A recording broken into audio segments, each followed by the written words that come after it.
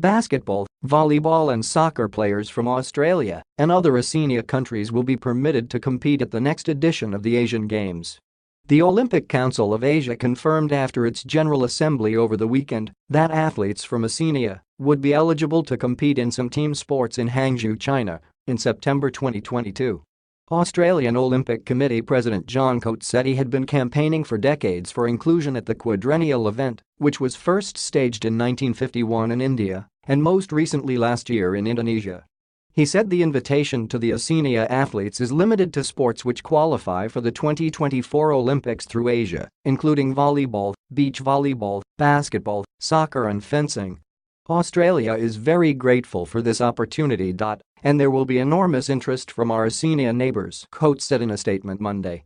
There's a cap of 10,000 athletes for these games, so there will need to be some decisions made along the way about which Australian men's and women's team will compete, but the critical thing is our place is confirmed for Hangzhou 2022, and that's a very positive outcome for us. Australian athletes competed at the 2002 East Asian Games in Osaka, Japan, but were not eligible for medals. Oceania athletes have also been previously invited to compete at the Asian Winter Games and the Asian Indoor and Martial Arts Games. This has been quite a journey that ultimately will benefit athletes in this region, Coates said. The Oceania National Olympic Committees represent 17 countries across the Pacific.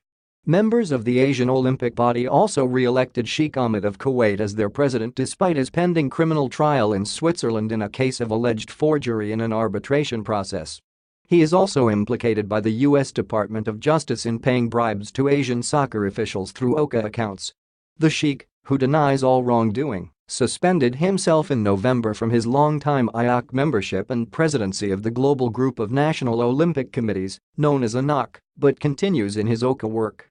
He left his FIFA positions in April 2017 amid the American allegations. I made it clear to the NOCs that I would leave it up to them to decide whether I should stand for president, Sheikh Ahmed said in a statement. I am here to serve them, and I was humbled by their response.